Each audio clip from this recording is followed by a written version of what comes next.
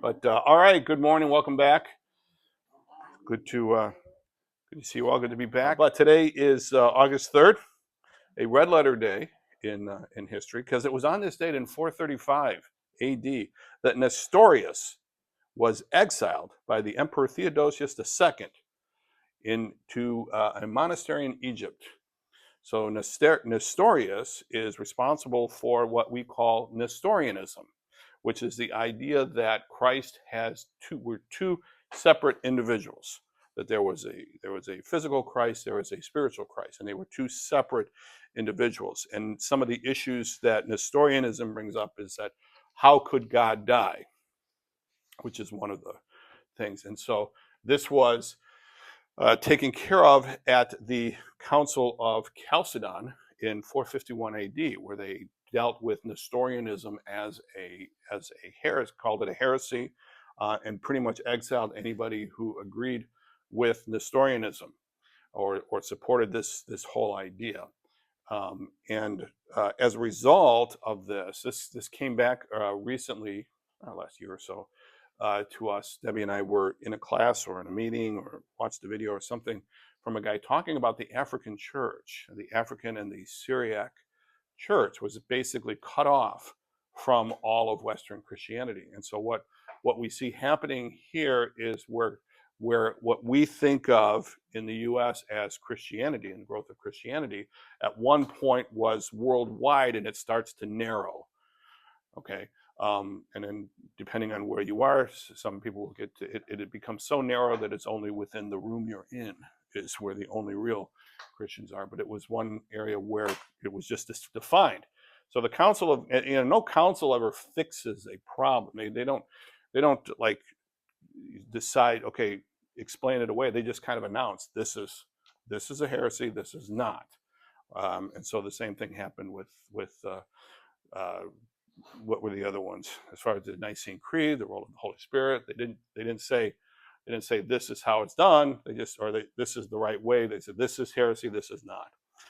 But that happened, and so you still have these what's called the Syriac Church, and there's a very large church in Africa that is this type of Christianity. Part of it's closer to the Orthodox Church than it is us. In 1476, Pope Sixtus IV issued a papal bull called the Salvator Noster, but that authorized the use of indulgences to cover the sins of people in purgatory. Okay, and as you probably remember, there are several people within the Catholic Church who just ran with this idea, so much so that I forget the guy's name now, ends up in Wittenberg and runs into Martin Luther. And if you remember the line supposedly that was used is that when the coin in the coffer rings, the soul from purgatory springs, something like this. That people could buy your way out of purgatory. And that, of course, was used and abused. It is still, I believe, not 100%, but I believe it is still an official doctrine, belief, teaching of the Catholic Church. They just don't talk about it as much. It's still there. They're kind of holding it and kind of in reserve, but if they need to. I could be wrong on that, but I believe it is still. Yeah, need to raise a little money, capital campaign, okay, kind of thing. So. It was on this date in 1492 that Columbus began sailing the ocean blue. Yes, he set sail for the Indies. And he set sail for the Indies thinking he was going to go around and end up in India, and ended up in Haiti. Where did he end up? Hispaniola? I can't remember. Somewhere in the Caribbean is where he ended up the first time. But yeah. On this date in 1897, Emily Elizabeth Steele Elliott died. Emily Elizabeth Steele Elliott, hymn writer, most known for writing the song, "Thou didst leave thy throne and thy kingly crown when thou camest to earth for me. But in Bethlehem's home was there found no room for thy holy nativity," etc., etc., etc. And in 1921, a great day in Chicago sports. Does anybody know what happened on this day? Great day, 1921, Chicago sports. What else happened in Chicago sports in 1921? It was on this day that Kennesaw Landis banned 8 Chicago White Sox players for life from baseball for throwing the World Series or attempting to throw the World Series. But that's beside the point. Today is John T. Scopes' birthday. Scopes, famous for the Scopes trial. He was the guy that the ACLU said, listen, if you teach biology, we'll pay for your lawyer. And so he created, he did, he's a biology teacher. And was basically, that was it his whole life. He was just happened to be the one that they named the trial after. And the trial took place 100 years ago this month, last month, July, in Dayton, Tennessee. It's an interesting story. And of course, it's a big day here at, not here, but at Shea Ray today. We'll be making a cake because today is Martha Stewart's birthday. So, all right, that's it for today. All right. So again, my thanks to Enrique for taking over last week. I believe he corrected everything that I had said that was wrong, which was amazing that he could accomplish all of that in just the time we had here. Said he's getting a little more time. Yeah. So it's no small task. There's a lot of errors to cover here. We are in 2 Samuel chapter 17. David's in flight. He is Absalom has taken over the kingdom, and he's sometimes referred to as the king. And so, looking at your handout previously, it was noted that both David and Absalom, Ahithophel's advice was like that of one who inquired of God. Like that of one who inquired of God. Remember when we were talking about Saul and David, one of the questions was whether or not they inquired of God, and that David was far more likely to be inquiring of God about something before Saul did. Okay, that sometimes Saul did, sometimes he didn't, but most of the times David did. And there was a couple of times where he certainly wasn't inquiring of God whether he should walk around the roof that night, but there were he was. This was something important, and so we don't see David, or we don't see Absalom inquiring of God himself, although there was reference to his doing sacrifices. But here they say, we don't need to. We've got Ahithophel because it sounds like he's been talking to God. It's that good stuff. So you've got Ahithophel's advice. And previously at Ahithophel's advice, Absalom slept with the 10 concubines David had left for the purpose of caring for the palace. And again, we said that these concubines are like wives without a dowry, and they're the responsibility and the property of the king, okay, or the rich person who owned them, controlled them, whatever. And so to sleep with someone's concubines, we saw this back when Abner and Ishbosheth have their falling out. It's over whether or not Abner, a rumor has reached Ishbosheth that Abner has slept with one of his concubines, and that results in a rift between Abner and Ishbosheth, to the point where Abner goes over, et cetera, et cetera. You remember that story.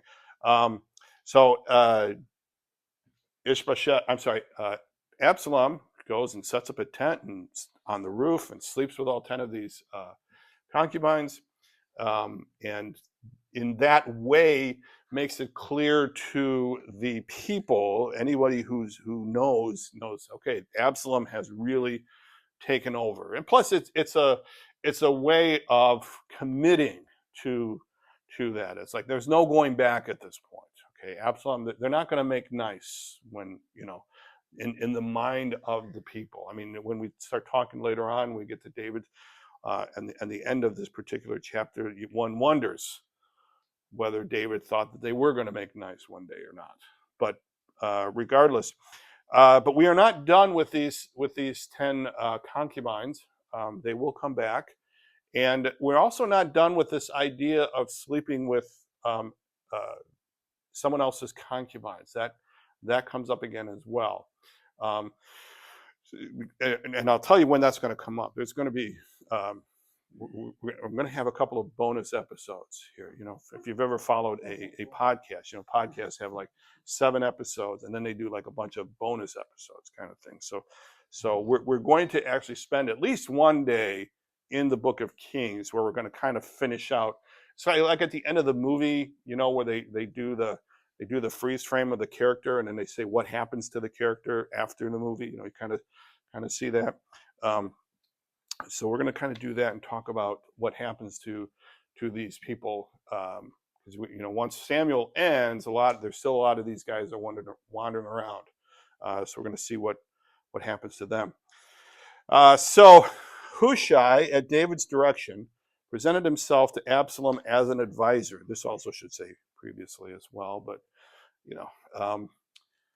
I probably was worried about the sound of dripping water on the basement floor as I was typing this. It's kind of so Hushai, at David's direction, presented himself to Absalom as an advisor. And so Absalom has these two well-known advisors of David.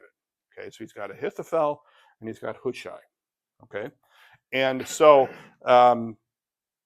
Hushai comes in and says, "Hey, I'm here to help you." And Absalom recognizes something's a little weird, and he says, "Well, is this the kind of love you show your friend?" Which is kind of an interesting question that he asks. And Hushai says, "Oh no, you're my guy now, Absalom." And so now it appears, again, we don't really know, but it appears that Absalom. So there's the three of them are standing there: Absalom, Ahithophel, and Hushai. And Absalom, is talking, and he gets the advice from Ahithophel about sleeping with the concubines. Then in chapter 17, we go to the next question posed, and this one goes to both Ahithophel, excuse me, to both Ahithophel and to Hushai. Okay, so beginning in chapter 17, verse 1, Ahithophel said to Absalom. Okay, so the question at the top of chapter 17 is what to do with David. Okay, the problem is David is still out there. Okay, what are you going to do with David? Now, what's not mentioned in the text, and something you may remember, and it's kind of alluded to, but no one, up until this point, no one has been able to capture David. Okay, you remember Saul wandering all over the place, had his whole army, was not able to capture David. Okay, no one has been able to capture David up until this point. Okay, but it's really hard, despite even doing the whole sleeping with the concubines things. Absalom is still, but he's still out there. David is still out there. He may still have friends. He may still be able to get armies from, he may suddenly reignite his friendship with the Philistines. So what are we going to do with David? That's kind of the question. Okay, so now Ahithophel is going to give a suggestion. Now there's an interesting side thing here. But he says, Ahithophel said to Absalom, "I would choose 12,000 men and set out tonight in pursuit of David. I would attack him while he was weary weak. I would strike him with terror, and then all the people with him will flee. I would strike down only the king and bring all the people back to you. The death of the man you seek will mean the return of all. All the people will be unharmed." This plan seemed good to Absalom and to all the elders of Israel. Now, the interesting thing about this is Ahithophel gives his suggestion. His suggestion is, I would do this. I would get 12,000 men. Okay, that's how the NIV translates it. Okay, now what's interesting here, and I don't know why, has anybody ever been on Bible Gateway? If you put a verse, you just put in say 2 Samuel 17:1 NIV, boom, and the website Bible Gateway will come up, and it'll show the verse, and then it'll say, see it in other translations. And it'll show you somewhere between 50 and 60 different translations of that same verse. Now, what's interesting in this particular verse, 52 of the 57 other translations translate that, "Let me choose 12,000 people." And if you have an NIV, you'll see there's a text note down at the bottom that says, "or let me." Now, why does the NIV 52 out of 57 other translations translate it, "let me"? Okay. Why does the NIV? I don't know. Okay. It's because to me, this fundamentally changes what he's saying, right? So if I said, "Hey, you know what, Ed, I got a problem with the leaking commode. What do I do?" if Ed were to say to me, well, I would call a plumber, okay? I say, okay. Or he would say, I would go and I would fix this and I would just blah, blah, blah, blah, blah, is one thing to say. But if Ed said, well, let me come over and fix it for you, okay? That's different, right? I'd be like, here, Ed, here's my address. Here's a pair of rubber boots and being in the basement. Be careful with the stairs. Okay, it's like, let me as opposed to I would. And it fundamentally changes the story. So the way the NIV translates it, it's kind of well, here's the hypothetical. This is what I think I would do. Okay, and the implication here is, Absalom, you should do this. Okay, that's kind of what the implication is, right? I mean, where it says, let me, Ahithophel's like, hey, let me do this. Okay, so I don't have a good explanation for that. But I think that he's saying, listen, let me do this for you. I can do this for you. I can be this military leader. And his plan has three basic components to it. Okay, it's going to have an element of surprise. It's going to have an overwhelming force and a very narrow objective. First thing, an element of surprise. Okay, he's going to hit David while he is weary and weak. Okay, now if you look in chapter 16:14, and later on in chapter 17:29, both verses make mention of the fact that David and his men are weary and weak. Okay, so the thing is, Ahithophel is right here. Okay, David is on the run. Now, nobody has been able to catch David before, but David's a lot older than he used to be. Okay, so I don't know if you've ever had to fix a bathroom on the second floor of your house, but it's a lot harder to do these days than it was 20 years ago. Okay, because all this up and down the stairs stuff. Okay, plus I have this thing about my basement stairs, right? But there's a lot more to it. So David's a lot older than he was. Okay, maybe he's not, he hasn't been out in battle quite as much as he has been in the past. So it's like, okay, maybe, he is weary and weak. So Ahithophel is right. David is weary and weak. Okay, then he says, going to get with overwhelming force. Now the 12,000 men that that Ahithophel is almost certainly much larger than what's traveling with David. In fact, all we know is that David has the 600 men with Ittai, the Gittite, when he was traveling out, and David says to him, what are you going to do with me? You just came. And Ittai says, no, I'm with you. So we know he's got those 600 men. Okay, and even if he's got double that, okay, that's still 1/10. So he's going to get a 12,000 man force. He's going to hit David hard. Okay, and then he says he's going to have a very narrow objective. He's going to kill David. That's all we're going to do. That's it. I'm not out to defeat Absalom, or I'm not out to defeat the army. I'm just going to kill David. I'm going to take out David. And he says, once David is gone, once that focal point is gone, then you're free and clear. So the bottom line is, this is a really good idea. Okay, it's a really, really good idea. Okay, and probably is the better of the two ideas to objectively look at them. Okay, considering the notion. Okay, so let's see, the element of surprise hit David while he's weary and weak.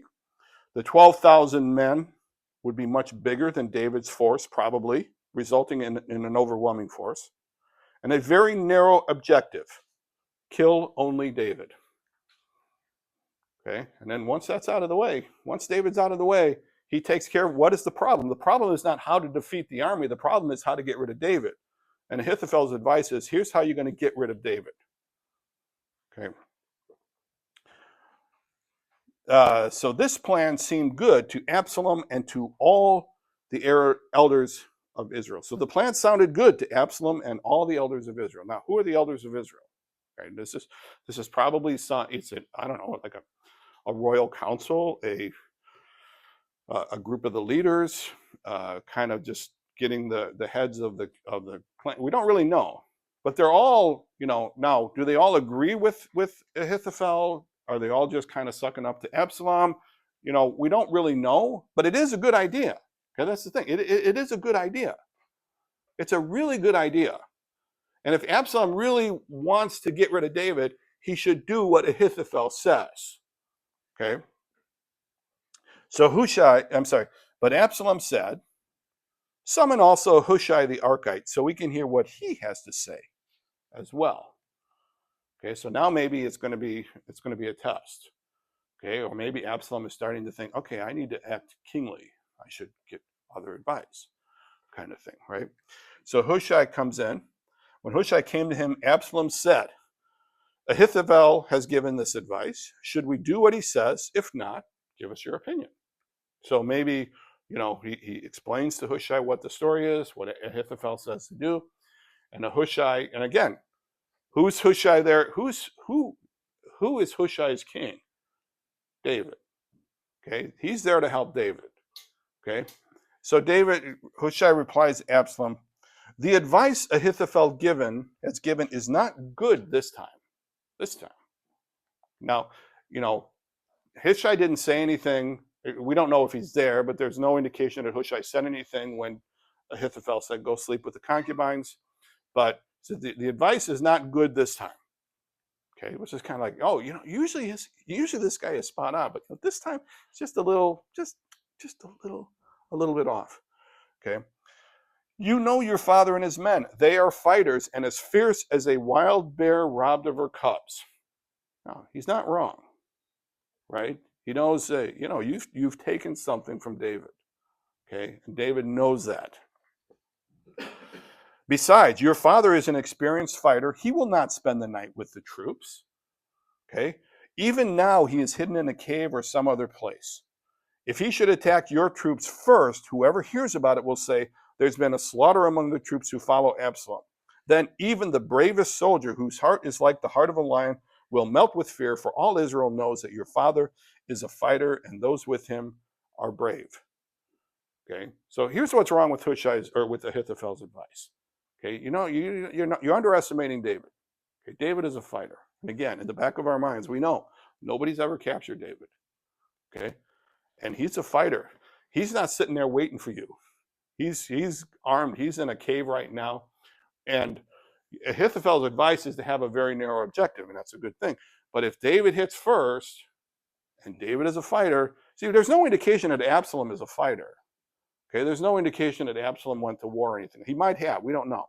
Okay, but he says David has spent a lot of time in battle. Okay, a large portion of his life was as a warrior. Okay, so he says, if David gets the first strike in, if David gets, what's the likelihood that that's going to happen? Because David, you're looking for David. You don't know where David is. So David may have spies out there. David's going to see you, and as soon as David draws first blood, then what's going to happen?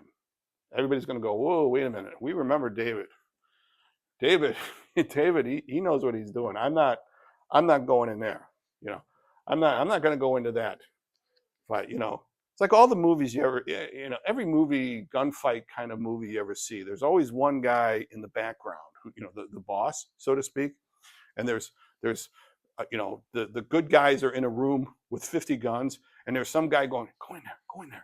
I'm like, why? Why are you going in there? They got all good guns. Let the boss go in, right? And people are going to be like, wait a minute, I'm not going into that room. You go into the room, kind of thing. This is why I don't write movies, okay? Things I don't do, I shouldn't do. I shouldn't write movies, shouldn't fix bathrooms, but whatever. I mean, you go in there. I'm not going in there, kind of. But that's how it's gonna end up, okay? And so something that's not mentioned here, but it'll come out. Well, let me go into in verse 11. So I advise you. This is Hushai's advice. Okay, let all Israel from Dan to Beersheba. Okay, so again, Dan is in the north, Beersheba is in the south. So when we talk about from Dan to Beersheba, it's like talking from Washington to LA. Okay, so from Boston to LA, right? Coast to coast, from the Atlantic to the Pacific. Okay, get everybody together. Okay, get all of Israel together. Okay. So I advise you, let all Israel from Dan to Beersheba, as numerous as the sand on the seashore, okay, be gathered to you, with you yourself leading them into battle. Okay, so think about who's going to get credit under Ahithophel's plan. Who's going to get credit for killing David? Ahithophel is. Hushai is going, listen, Absalom, you don't want to miss out on this. This is a chance of a lifetime. Okay, you're going to get this huge army. Everybody, you're going to get the whole army, and you're going to stand right up in front, and you're going to lead the battle. Okay. Then we will attack him wherever he may be found, and we will fall on him as dew settles on the ground. It'll be, again, this is similar, like an overwhelming force, but I mean, this is like a massive force. Okay, this is like, we are going to just, we're going to be on him like a cheap suit. We're, like white on rice, whatever, we are just going to be, or a pelican shirt or whatever kind of, we're going to just be on. Are those pelicans? Pelicans? No, the flamingos. Flamingos. Yes, I'm sorry. Sorry, my tropical animals I'm a little weak on. Kind of. You should be apologizing for the shirt. That's right. Sorry, shirt. But yeah, could be. So the another thing I'm not good at, identifying tropical birds. But he says, so we are going to just overwhelm him. We are just going to, you're going to have such a big army. And you're going to, now, again, just side note, this didn't work for Saul. Remember, because Saul was the king. He had a whole king's army, right? He wasn't able to find David. But David did find Saul, which is, again, this is something that's probably in the back of the, you think Absalom knew these stories? That, twice, David is able to walk in the middle of an army and find the king. Okay? And you think David is going to be that kind? If I don't know. But he says, then we will attack him wherever he may be found. We will fall on him. Neither he nor any of his men will be left alive. Okay, there's going to be no residual loyal group. There's going to be no deep state David group here, supporting David. It's going to be, we're going to just get rid of this whole thing. We're going to just wipe it out. And you're going to get all of the praise. I mean, think about it. You are going to be the man. Everybody's going to look to you and say, yes, Absalom, you did it. If he withdraws into a city, then all Israel will bring ropes to that city, and we will drag it down to the valley until not so much as a pebble is left. Okay, there is nowhere for him to hide. So Absalom wants a second opinion. He says that the advice given was not good at this time. Is he right? Well, I don't know. I think it was pretty good. So I'm going to go with a no. He's not right. Ahithophel's advice is good. Okay? But Hushai states, don't underestimate David. Everyone knows his reputation. David is waiting for an attack. If David gets the jump, even the bravest soldier will melt with fear. Okay, so Hushai's plans gather a huge army. You, Absalom, should lead this. It will be a tremendous victory for you. And there's nowhere for David to escape. Not even a walled city. There's not going to be anywhere. We're going to have such a huge army. There's going to be so many people. Yes. Should we not give Absalom credit? Maybe thinking when Ahithophel says, let me choose, because my Bible says let me choose the men. I will kill David alone. I will. His plan has a lot of I, and he's already been a traitor to David. Is Absalom thinking, I might not want to follow him because it makes him the hero? Well, no, yeah. It puts him in a place to take me over. Yes, it does. No, you're right. But is you think Absalom's thinking that too? He could be. I don't.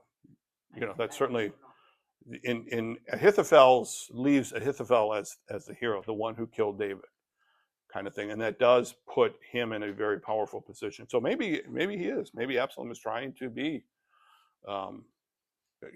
Absalom had a few things going for him. I mean, besides being outrageously good looking, a fate that, well, Tim has to deal with, but he spent 4 years talking to people outside and apparently giving good advice so that people were listening to him, kind of thing. So maybe he was. I think the fact that Ahithophel, that Hushai's puts Absalom in the center of the story is a big sell to Absalom. Okay, but that could be, that could very well be. So Absalom and all the men of Israel. Okay, remember, it was the elders of Israel were agreeing with Ahithophel. Now it's all the men of Israel. Is this the same group? Perhaps, I don't know. All the men of Israel said the advice of Hushai the Archite is better than that of Ahithophel. Oh, okay. For the Lord had determined. Or let me phrase this here. Let me hold on. Why? Why does Absalom? So we're on page 2. You have to fold it over. Okay, so if there wasn't a staple, you would just flip it over. But no, you have to. It's a staple. Absalom's. I know.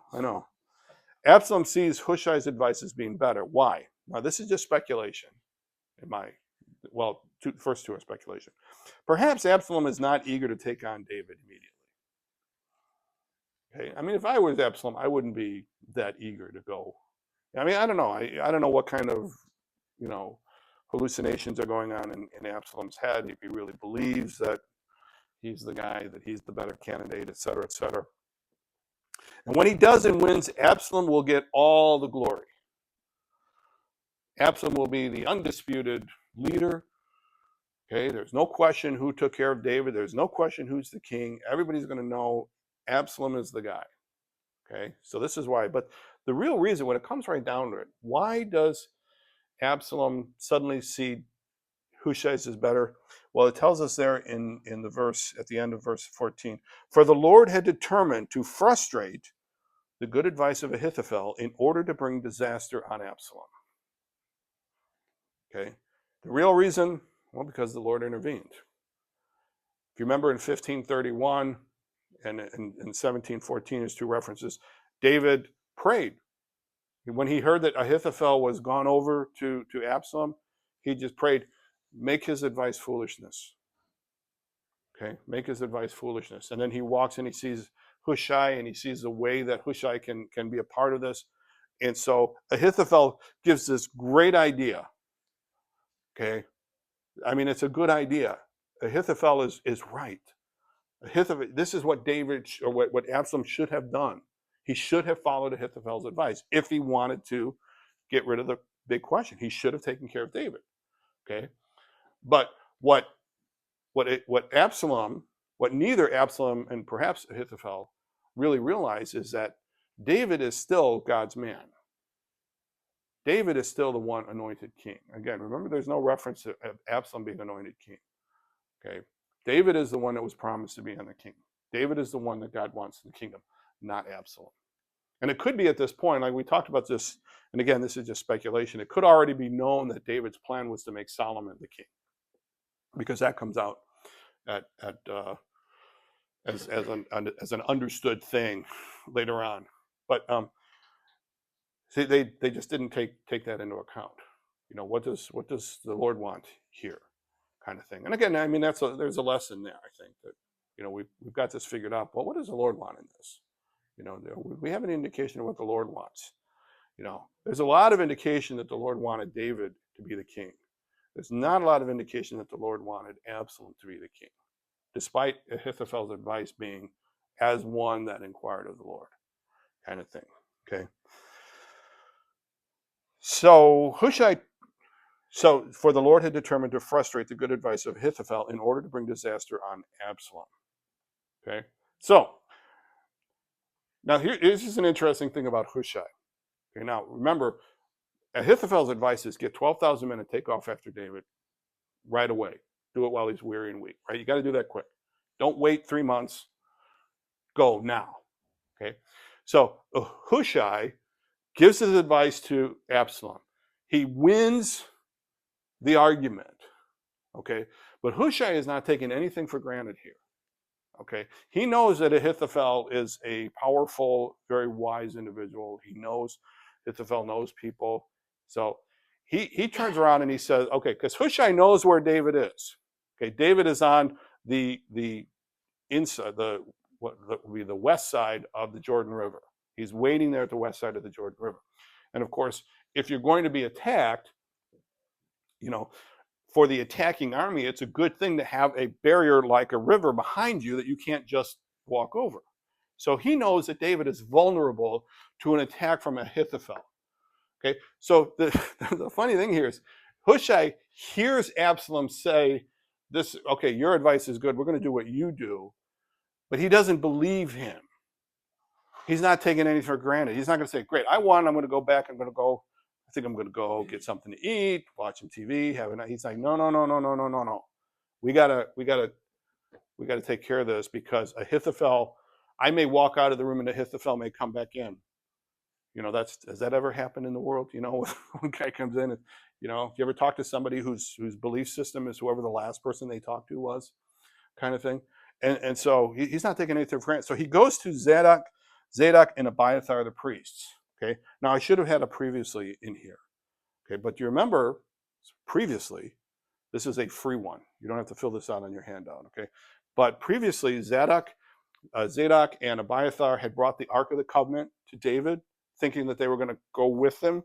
And David says, no, no, no, no, no. The Ark belongs in Jerusalem. Go back to Jerusalem. And besides, you guys have two sons that are going to be my messengers back and forth to keep me apprised of what's going on. Okay? So there are these two sons. Okay? So Hushai told Zadok and Abiathar the priest, Ahithophel has advised Absalom and the elders of Israel to do such and such, but I have advised them to do so and so. Okay? I love the summaries. Just, you know, it's in the Hebrew, such and such, so and so. You know, he said this, I said this. Now, send a message at once and tell David, do not spend the night at the fords in the wilderness. Cross over without fail, or the king and all the people with him will be swallowed up. Okay, so Hushai is thinking. So Hushai is a pretty smart guy. He knows he's won the battle, but he hasn't won the war yet. You know, so he knows, okay, we need to get David into a safe place just in case Ahithophel takes the day. So, I mean, you know, kind of, Hushai's a smart guy, right? So he gets, do not spend the night at the fords, et cetera, et cetera. So verse 17, Jonathan, and Ahimaaz were staying at En-Rogel. Now, these are the two sons. Okay, these are the sons of Abiathar and Zadok. A female servant was to go and inform them, and they were to go and tell King David, for they could not risk being seen entering the city. Okay, so En-Rogel is outside of Jerusalem, and so there's a female servant that's supposed to go to them, because they couldn't walk in to the city and turn around and walk back out again. Because maybe Zadok and Abiathar, maybe they're a little suspect, maybe they don't have, you know, don't quite know. It's like we don't want to raise attention. Unfortunately, somebody sees them. Okay. A female servant was to go and inform them, and they were to go and tell King David, for they could not risk being seen entering. But a young man saw them and told Absalom. So the two of them left at once. Okay, so now you've got these two spies. Now, tell me if this story sounds familiar. Okay, there's these two spies that are being chased by in this big city. Okay, and went to the house of a man in Bahurim. He had a well in his courtyard, and they climbed down into it. Okay, so he goes to this house, right? These two spies go to the house. Okay, his wife took a covering and spread it over the opening of the well and scattered grain over it. No one knew anything about it. When Absalom's men came to the woman at the house, they asked, "Where are Ahimaaz and Jonathan?" Okay, so there's two spies being chased by the rulers, right? The woman of the house takes them in, hides them. Is it sounding familiar yet? Okay, so spread it out over. Where are Ahimaaz? And the woman answered them, they crossed over the brook. The men searched but found no one, so they returned to Jerusalem. Okay, and the woman lies for them. Sound familiar? Rahab, right? It's the same story. Okay, same thing happened. You know, there's again. So let's see. Hushai is not taken. He goes to the priest and gives a message for their sons. The message is to go get across the Jordan River. Despite their care, the two sons are seen, and the news gets back to Absalom. So they hide in a well. You know, they put a cover on the well, and they kind of put dirt and stuff so it looks like it hasn't been opened. Okay, so it says the two men search. Now, are they searching by the brook? Are they searching there? Whatever. I don't know. But again, what's interesting here, again, this is another woman of Samuel, but this is not the first time that a woman has lied to help David. Okay, does anybody remember the first time? Michael. Remember? Saul is after David, and they go to get David, going to kill him, and she says, no, he's sick.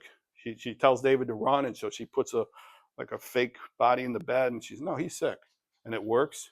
That's not the first time that a woman has lied to help David. Okay, and again, does this story sound familiar? Okay, why do these two get away? Is it because this woman lied? No, it's because God wanted this message to get to David, and it was going to get to David. Okay. No one knew anything about it. Where are hymners? The women answered them. They crossed over the brook. The men searched but found no one, so they returned to Jerusalem. Sorry, boss. Got away. We don't know. We don't know what happened to them. You know, what is Absalom worried about? What message would they have sent? That I'm massing a huge army? That would be like kind of expected, right? I mean, Absalom, you're the king, right? Well, of course you're going to mass a huge army. Okay. The message does get to David. After they had gone, the two climbed out of the well and went to inform King David. They said to him, set out and cross the river at once. Ahithophel has advised such and such against you. Okay, so the details of what Ahithophel is not important to the writer. Because again, we've got this such and so kind of thing. He's not repeating the whole thing, but the reader knows what. And David, so David and all the people with him set out and crossed the Jordan. By daybreak, no one was left who had not crossed the Jordan. So, however many people are with David, they're all able to cross the Jordan overnight. Okay, and that's depending on the time of year. That's an easier. I mean, depending on what you got with you, got supplies, you got stuff, and the families and kids and all of that kind of stuff. The Jordan River sometimes is very wide and flowing, other times not so much. But even still, getting 1,000 people over, a river is not an easy thing to do. This is why it's a barricade in case of a battle. But Hushai, again, not taking anything for granted, right? Hushai knows he's got a job, and he's like, okay. So it's kind of an interesting, this whole thing is really interesting to me that Hushai is like, okay, I got this part, but I'm going to cover for this extent exigency here. Okay, so he gets over the river, and now David is safe. David is safe for two reasons. One, because he's physically out of danger. Okay, he's on the other side of the river, which means now that there's a river between Absalom's huge army and him. And if he hears that Absalom's huge army, he's got plenty of time to get out. Okay, so David is physically safe, and he knows he's got the time to do that, but he's spiritually safe as well, because again, David is still God's chosen king, kind of thing. Okay. Now, the sad ending to this particular story begins in verse 23. When Ahithophel saw that his advice had not been followed, he saddled his donkey and set out for his house in his hometown. He put his house in order and then hanged himself. So he died and was buried in his father's tomb. Okay.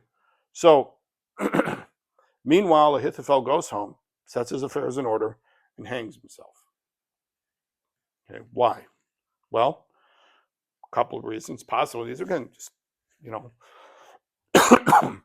he knows that Hushai's plan is bad.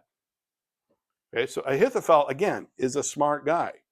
He really, he's just someone who really understands what's going on. He understands what needs to be done. Okay. He gave a really good plan, kind of thing. And this is not going to work. He knows it's not going to work. He knows that David is going to come back. Okay. Perhaps he knows that more powerful forces are at work. Okay.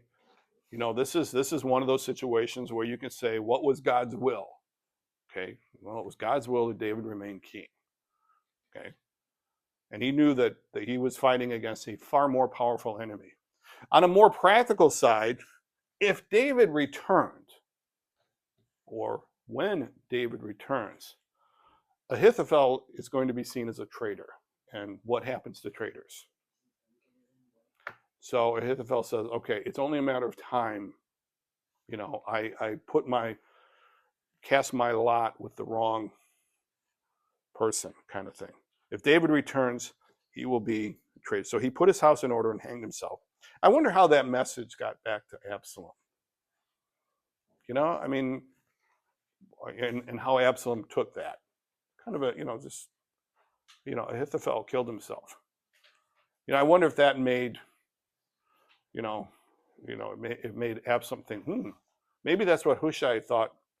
Maybe Hushai thought, wow, what's Ahithophel going to do? How can Ahithophel call attention to his message being good? Well, by killing himself. He makes it pretty clear that he was sold on his idea. Okay, this is kind of a different version of my way or the highway. Do it my way or I'll kill myself because you're not going to win. maybe it made Absalom think. Maybe Absalom started thinking, well, maybe I should get a force of 12,000 men, but at this point it's too late. David's gone. David's over the river, right? David and his men are over the river, plenty of space, plenty of places to go. Okay. Next, any questions? I think we all need a Hushai in our life, kind of thing. Somebody who really thinks through. I mean, it's nice to have an Ahithophel, somebody who is, this is right. And I'm not saying somebody that's going to kill himself if you don't take his advice. But I mean, or maybe we could be the Hushai in someone else's life. Somebody who says, look, this is what you need to do. And I'm going to work to make sure that even if you don't do it my way, that you're still protected, kind of thing. Hushai was willing to deal with that possibility, kind of thing. All right. Well, next week, just a quick. We will not have class next week. I know you're thinking, wait, what is every other week thing? Well, the odd thing is that we're not actually what's not supposed to be happening is the class itself.